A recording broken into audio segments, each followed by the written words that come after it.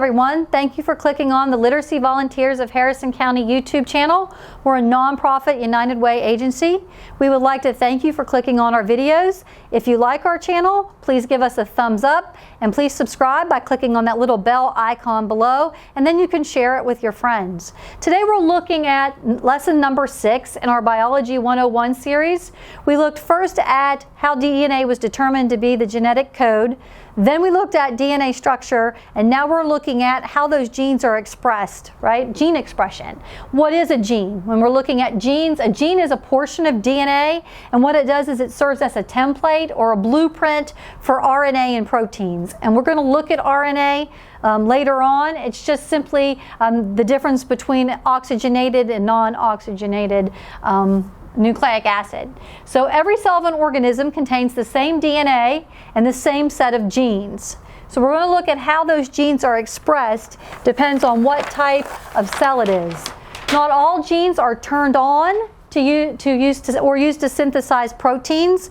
When they mapped the human genome, they found out that a large portion of our DNA is junk DNA. It doesn't really code for anything. So what we do is we take the portions of DNA that do code, turn them on, and those genes are expressed. When those genes are turned on, they're expressed, and then it encodes whatever protein that encodes for is produced by the cell.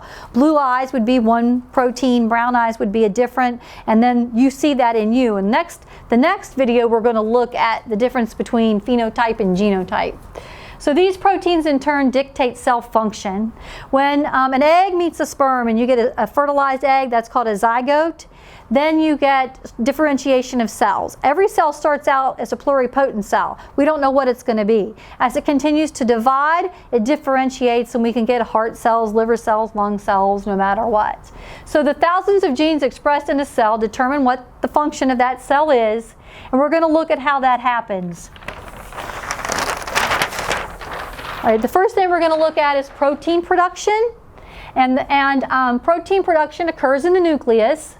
So we're going to look at how your DNA is copied. Yes, you have half of your DNA from your mom and half from your dad, but how does it end up in every cell, right? That process is called transcription. It's transcribed. If I told you to sit down and transcribe what I say, you would write down exactly what I say. So we're going to look at that, and that's how we're going to make RNA. And we have one enzyme that functions, and it's called RNA polymerase. If you see ASE on the end of a word, that means it's an enzyme, right? And so our main enzyme is RNA polymerase, and what it's going to do is use one strand of our DNA to make RNA. We talked about DNA being a double helix with two anti-parallel strands. They're round around each other. It unwinds before it's going to be transcribed, and what RNA polymerase does is cuts it in half. So now we have, instead of two strands joined together by hydrogen bonds, we have one strand. RNA is one-stranded. So we have the template strand, and we have that RNA polymerase, and it's going to build a new RNA in a 5' to 3' direction. So here are our bases. Remember, I told you that A always pairs with T. In RNA, we don't have T. We replace T with U. So everywhere you would have seen a T in DNA, you see a U in RNA. And it's just putting these, this is our template strand, and our RNA polymerase has separated our two strands of DNA. So what does that mean? We have 3 stages of transcription, and those are initiation. That's when RNA polymerase binds and we pull it apart. I told you it cuts it down the middle. Then elongation, we're adding bases, and then we terminate. Termination means the end. Like you're fired, you're terminated, that's the end of your job. That's the end. After termination, the transcript is ready for translation. So we have RNA transcription, then we have translation. We're going to translate that code into proteins. And this little transcript is called mRNA or messenger RNA. So I gave you a little interesting fact to kind of tie this in. What makes a death cap mushroom deadly? You have little mushrooms out there, if you eat them you would die. It's deadly, it has toxins. What that toxin does, the lethal effects, come from that toxin that attaches to RNA polymerase. So now we can't make copies of our DNA, right? So if you can't make a copy from your DNA to get RNA, you're going to die because you need that in every cell. So the next process is translation. We move from the nucleus of the cell out to what's called a ribosome. And we looked at those when we looked at cell structure. Those are just little functioning units that make proteins, right? We find them on the endoplasmic reticulum.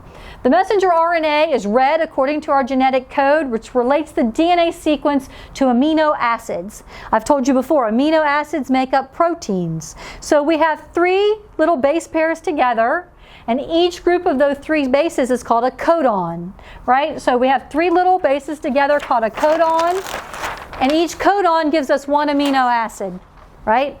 So we have examples. If we had a U and then an A and then a U, we would have the amino acid tyrosine.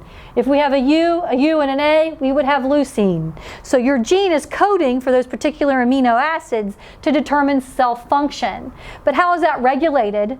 So the amount and types of messenger RNA reflect the function of that cell, and then the control point for gene expression is at the beginning of protein production. How do different cells express the genes they need? I told you only a fraction of your gene is expressed at any one time. So we're not going to express all of your genes at once. The variety of gene expression profiles, those are characteristic of different cell types. And that tells us there are distinct sets of transcription regulators. So it depends on what type of cell you have to what kind of process that you have. And some regulators increase transcription, which means we're getting faster number of those, and others prevent or suppress it. And when we talk about cell division, we could look at mitosis and meiosis, but we probably won't. There are different checkpoints and stop and start points. If your cell misfires and skips those checkpoints, you get too many cells, and that's how you get cancer. That's how you get a tumor. You're skipping checkpoints in that cell division process, and we're getting too many cells all at once, and a lot of those cells aren't functioning properly, and that gives us bad things that happen to our body. The environment plays a role in cell and gene transcription. The environment will influence various factors. Some of those occur in the womb, and they can affect gene expression and a child's development. This is just an example from nature. In the Nile crocodile, the temperature at which eggs are kept determines the sex of the progeny. Meaning if it were warm, you would have all girls. If it's cold, you would have all boys.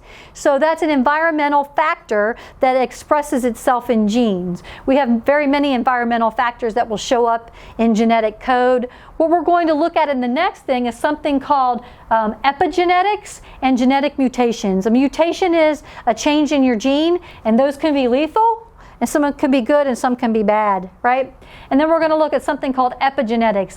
How what your great ancestors did in their life, or the stress they were under, how they ate, what they did, different environmental factors are passed along, and it affects you today.